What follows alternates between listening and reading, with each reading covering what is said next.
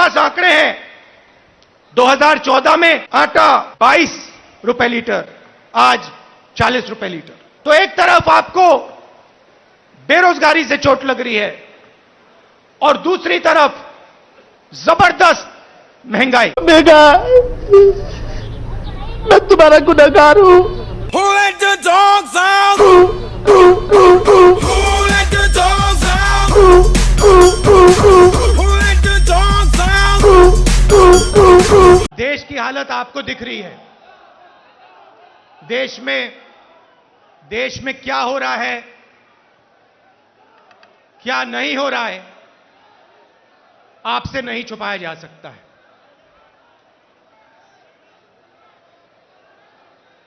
और जब से बीजेपी की सरकार आई है,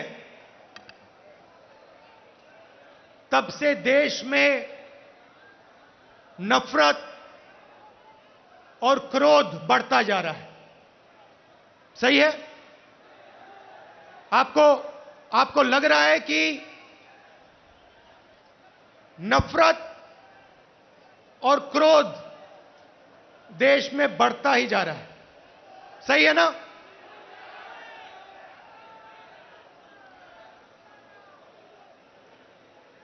नफरत किसको होती है? भाइयों और बहनों, नफरत डर का एक रूप है। जिसको डर होता है, उसी के दिल में नफरत पैदा होती है। जो डरता नहीं है, जिसको डर नहीं होता है, उसके दिल में नफरत पैदा नहीं होती है। तो भाइयों और बहनों, जब हम कहते हैं हिंदुस्तान में नफरत बढ़ रही है, उसी बात को दूसरे तरीके से कहना कि हिंदुस्तान में डर बढ़ता जा रहा है। किस चीज का डर? भविष्य का डर, महंगाई का डर, बेरोजगारी का डर, यह बढ़ता जा रहा है। और इसके कारण हिंदुस्तान में नफरत बढ़ती जा रही है। और नफरत से क्या होता है? नफरत से लोग बढ़ते हैं, देश बढ़ता है और देश कमजोर होता है। बीजेपी और आरएसएस के नेता देश को बांटते हैं और जानबूझकर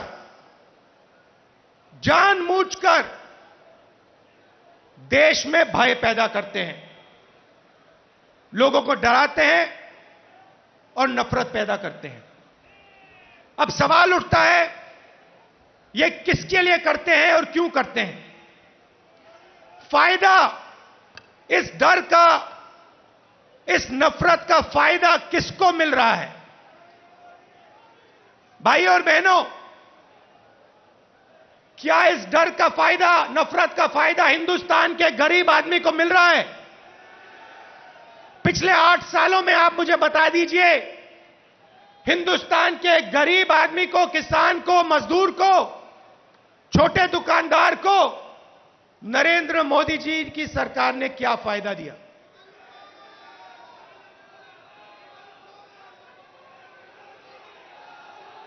पूरा का पूरा फायदा, डर और नफरत का फायदा हिंदुस्तान के 2 उद्योगपति उठा रहे हैं। आप बाकी उद्योगपतियों से भी पूछ लो, वो भी आपको बताएंगे कि पिछले 8 साल में हमारा कोई फायदा नहीं हुआ, सिर्फ 2 व्यक्तियों का फायदा हुआ है। और देखने को मिल रहा है, चाहे एयरपोर्ट हो, चाहे पोर्ट हो, सड़कें हो, सब कुछ, सेलफोन, तेल, सब कुछ इन्हीं 2 व्यक्तियों के हाथ में जा रहा है। मीडिया देश को डराती है, नफरत पैदा होता है, और फिर पूरा का पूरा फायदा बीजेपी दो लोगों को दे रही है। अब देखिए, नरेंद्र मोदी जी ने नोटबंदी की। नोटबंदी से गरीबों का फायदा हुआ? गरीबों के जेब से पैसा निकाला। गरीबों को कहा काले धन के खिलाफ लड़ाई है, और फिर कुछ ही महीनों बाद आपने देखा कि जो आपके जेब में से पैसा निकाला गया था, लाखों करोड़ रुपए, देश के सबसे बड़े उद्योगपतियों का कर्जा माफ किया गया। किसान का कर्जा माफ नहीं करेंगे। किसान के खिलाफ 3 काले कानून लाएंगे। कहेंगे कि यह कानून किसानों के फायदे के लिए है। अगर किसानों के फायदे के लिए है तो फिर पूरे देश में किसान क्यों खड़ा है, सड़कों पे क्यों उतरा है और आपके खिलाफ क्यों खड़ा है? ये 3 कानून किसानों के लिए नहीं थे। ये 3 कानून उन्हीं 2 उद्योगपतियों के लिए थे। और हिंदुस्तान के किसान को यह बात एकदम समझ आ गई, इसलिए हिंदुस्तान का कानून, हिंदुस्तान का किसान सड़क पे आके खड़ा हो गया और उसने नरेंद्र मोदी जी को अपनी शक्ति दिखा दी। और जब नरेंद्र मोदी जी को पता लगा कि हिंदुस्तान के किसान की शक्ति मेरे खिलाफ खड़ी है, तो नरेंद्र मोदी जी ने वहीं कानून रद्द कर दिए। यही बात जीएसटी के साथ हुई। कांग्रेस पार्टी एक दूसरी जीएसटी लाना चाहती थी। बीजेपी ने जीएसटी को बदला, 5 अलग अलग टैक्स और जबरदस्त चोट।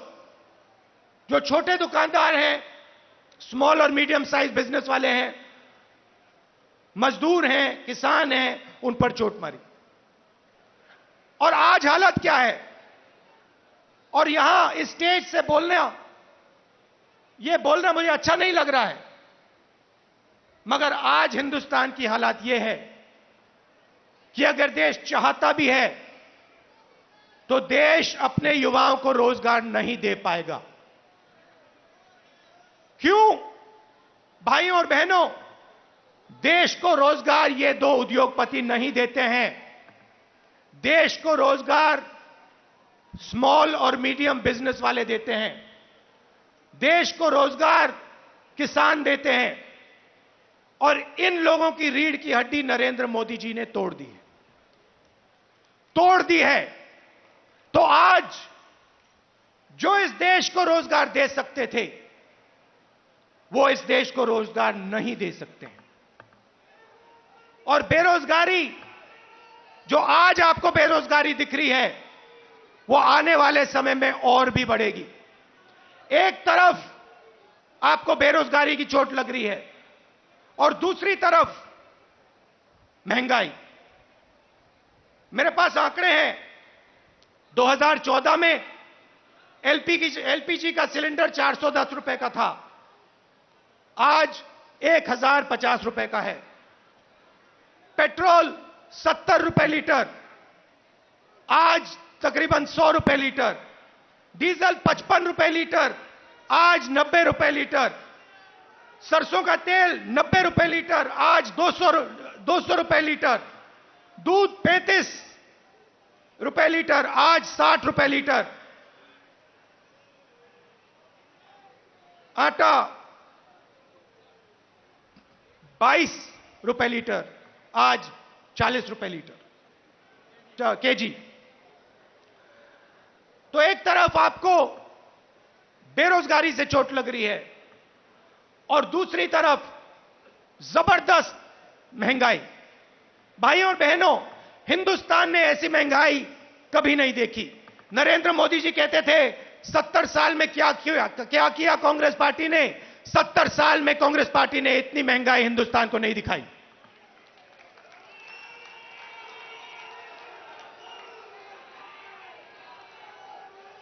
तो हिंदुस्तान का आम नागरिक बहुत मुश्किल में है, बहुत दर्द सह रहा है। और जब विपक्ष इन बातों को पार्लियामेंट में उठाना चाहती है, तो नरेंद्र मोदी जी और उनकी सरकार विपक्ष को पार्लियामेंट में बोलने नहीं देती। चाहे किसानों का मुद्दा हो, चाहे चाइना का आक्रमण जो हुआ उसकी बात करना चाहे, बेरोजगारी की बात करना चाहे, महंगाई की बात करना चाहे, हम नहीं कर सकते, पार्लियामेंट में नहीं कर सकते। और आप देखिए, यहां हमारे मीडिया के मित्र हैं, इनका काम जो जनता के मुद्दे हैं उनको उठाने का होता है, मगर ये भी अपना काम नहीं करते हैं। 24 घंटा ये कैसे करेंगे? ये मीडिया उन्हीं दो उद्योगपतियों का मीडिया है, पूरा का पूरा मीडिया उन्हीं दो उद्योगपतियों के हाथ में है। तो सच्चाई कैसे दिखेगी, सच्चाई कैसे सुनाई देगी? और जनता को सब मालूम है। जनता घर में टीवी ऑन करती है और जनता जानती है कि टीवी किसका है और टीवी किसके लिए काम कर रहा है। टीवी दो उद्योगपतियों का है, अखबार दो उद्योगपतियों के हैं, और ये दो उद्योगपति नरेंद्र मोदी जी के लिए 24 घंटा काम करते हैं और नरेंद्र मोदी जी इनके लिए 24 घंटा काम करते हैं। देश में बेरोजगारी, देश में महंगाई और देश का पूरा धन दो उद्योगपतियों के हाथ में। एक तरफ मीडिया का कंट्रोल, दूसरे तरफ प्रधानमंत्री पे कंट्रोल।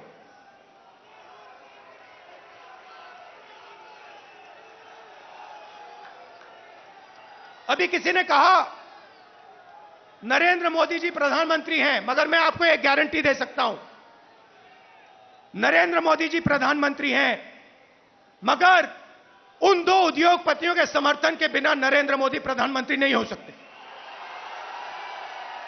मीडिया के समर्थन के बिना नरेंद्र मोदी प्रधानमंत्री नहीं हो सकते।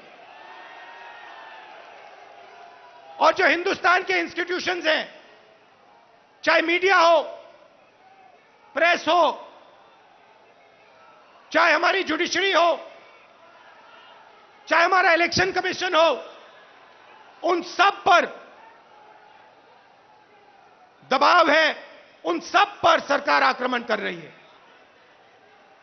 तो यात्रा की क्या जरूरत है? यात्रा की यह जरूरत है कि विपक्ष के सामने और कोई रास्ता ही नहीं है, हमें सीधा जनता के बीच में जाना पड़ेगा।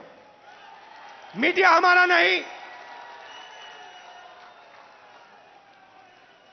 सांसद में हम बोल नहीं सकते, तो अब कांग्रेस पार्टी और बाकी विपक्ष के पास सिर्फ एक रास्ता है, जनता के बीच में जाकर उनको देश की सच्चाई बताना।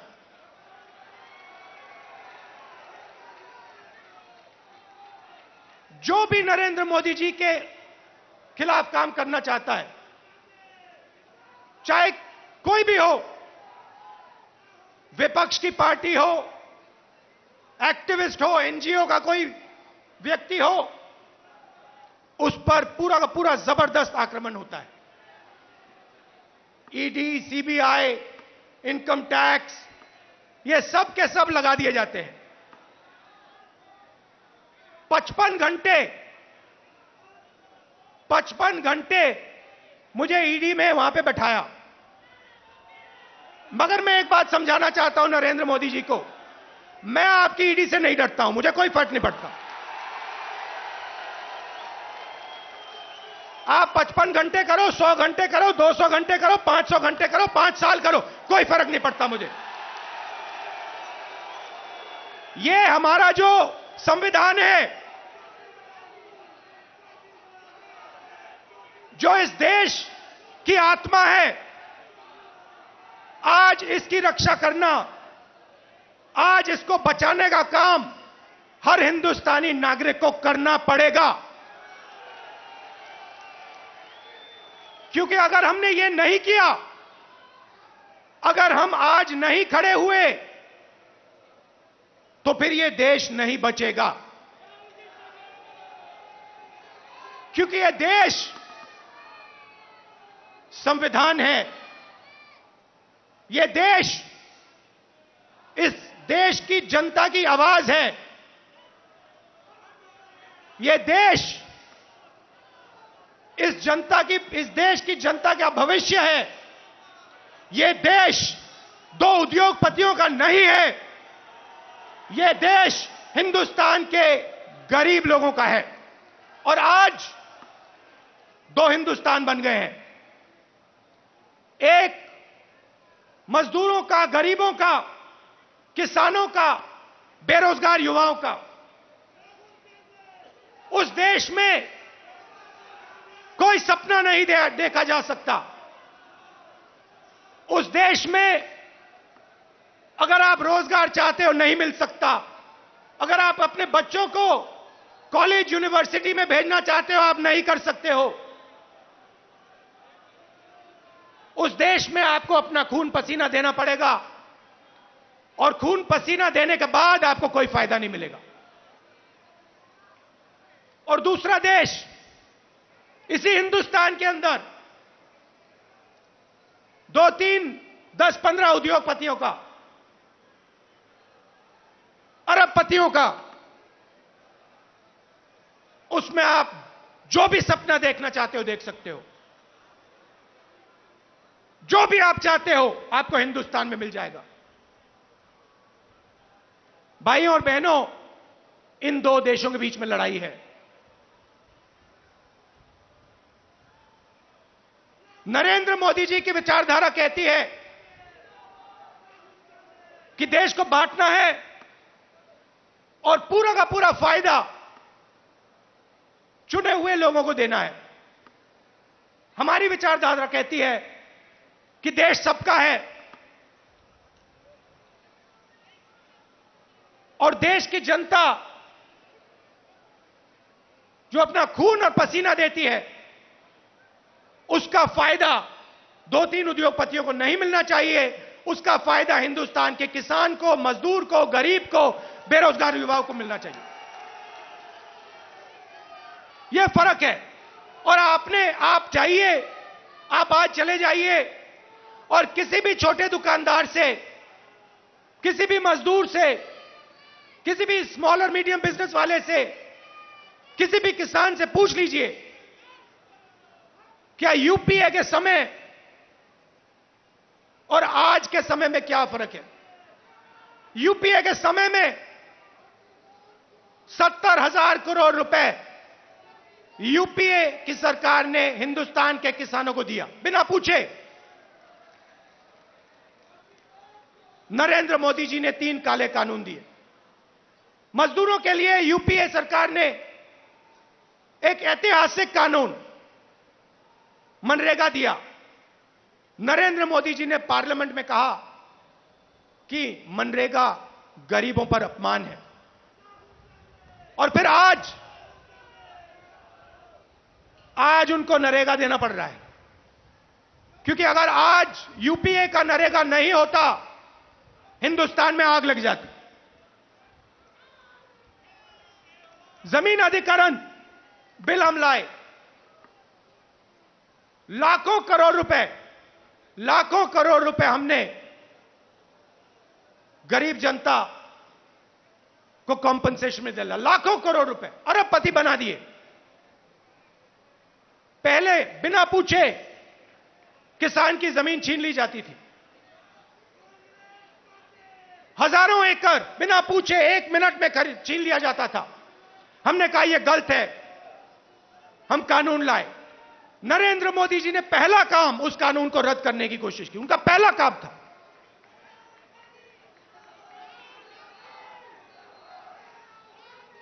यूपीए के समय आर्थिक प्रगति थी।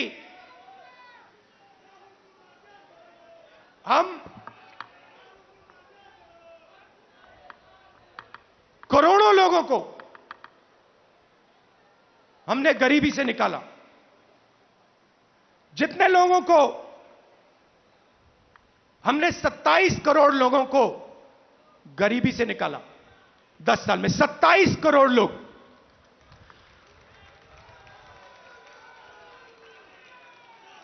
भोजन का अधिकार, मनरेगा, कर्जा माफी, इन औजारों से हमने 27 करोड़ लोगों को 10 साल में गरीबी से निकाला। भाइयों और बहनों, पिछले 8 साल में नरेंद्र मोदी ने 23 करोड़ लोगों को वापस गरीबी में डाल दिया है। तो जो हमने काम किया 10 साल में, उन्होंने 8 साल में खत्म कर दिया। और फिर जाके भाषण देते हैं, प्रगति की बात करते हैं, न्यू इंडिया की बात करते हैं, मेक इन इंडिया की बात करते हैं, कहते हैं कि हिंदुस्तान बदल गया। हिंदुस्तान को नरेंद्र मोदी जी पीछे ले जा रहे हैं। हिंदुस्तान में नरेंद्र मोदी जी नफरत फैला रहे हैं, डर फैला रहे हैं, और इससे देश का नुकसान होगा। देश का फायदा हो ही नहीं सकता। फायदा देश के दुश्मनों को होगा। फायदा चाइना को होगा, फायदा पाकिस्तान को होगा, मगर हिंदुस्तान को नहीं होगा।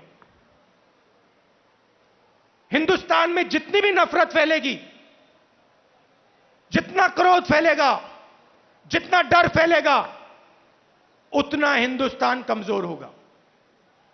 और पिछले 8 सालों में नरेंद्र मोदी जी ने हिंदुस्तान को कमजोर करने का काम किया है।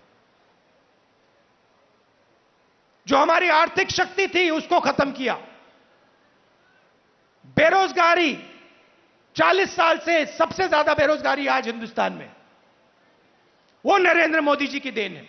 मैं आपसे पूछना चाहता हूं, क्या महंगाई से, बेरोजगारी से, नफरत से देश मजबूत होता है क्या?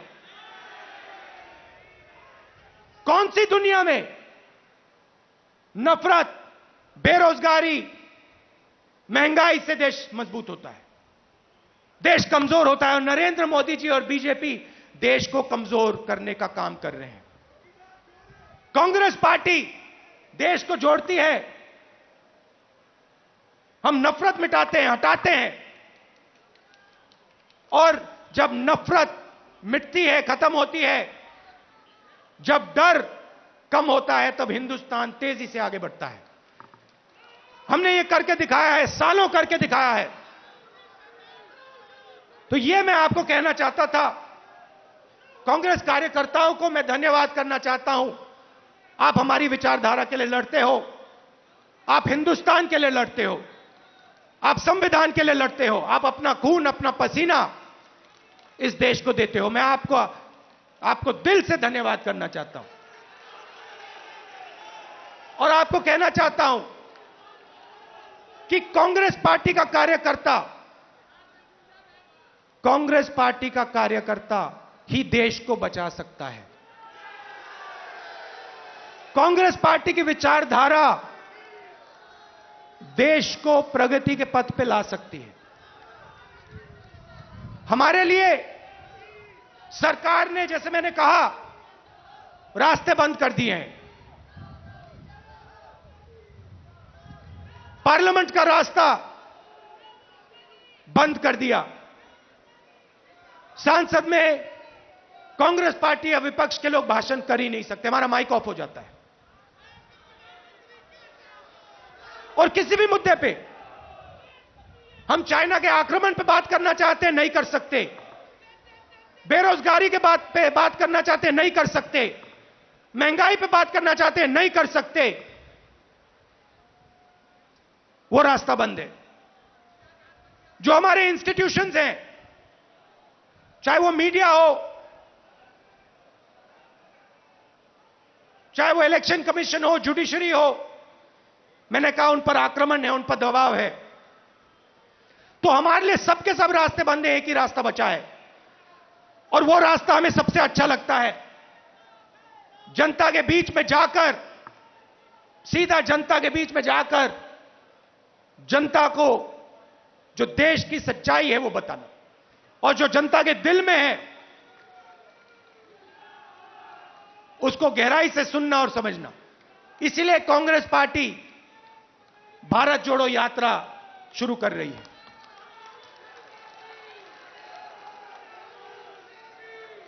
आप सब दूर दूर से आए, इसके लिए मैं आपको दिल से धन्यवाद करना चाहता हूं। विचारधारा की लड़ाई है और कांग्रेस पार्टी की विचारधारा और जो हमारे सब विपक्ष की पार्टियां हैं मिलकर बीजेपी और आरएसएस की विचारधारा को हराएंगे। बहुत बहुत धन्यवाद। नमस्कार। जय हिंद।